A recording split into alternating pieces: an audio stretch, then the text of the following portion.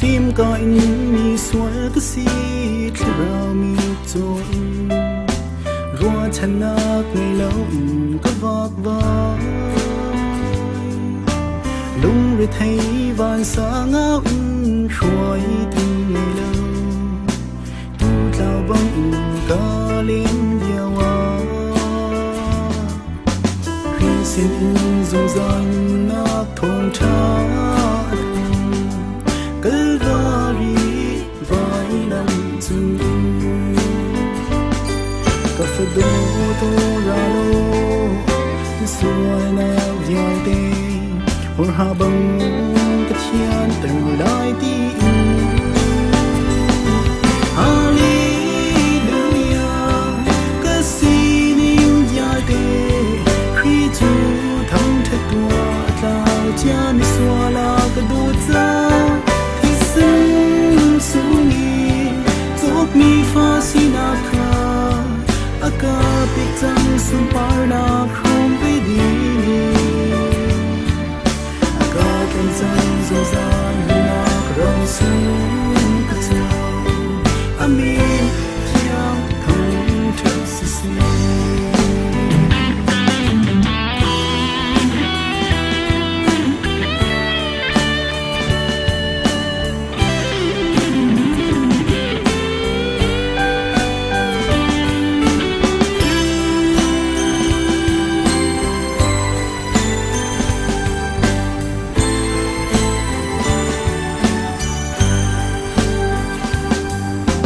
sual na in thiam chau kan sin ruat ba dek mo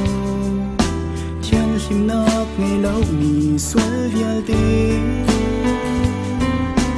ngan fa zan tem tur in sual nak ngai lo tu nau bang in kan ni cha nan su bi lak sau kan nak thi sin vai lam chung ka fa do to ra lo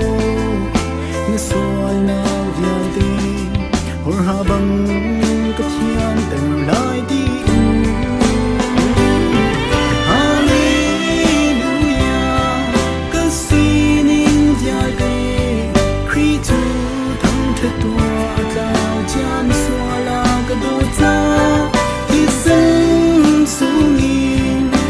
mi fa sina kha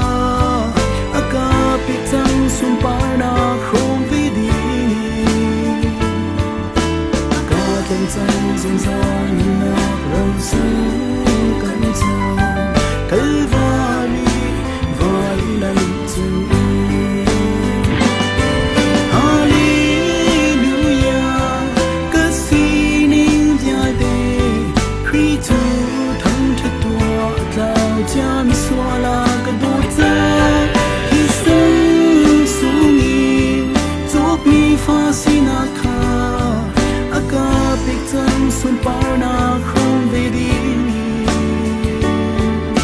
aka kan sang zum zan na rau sung kan cha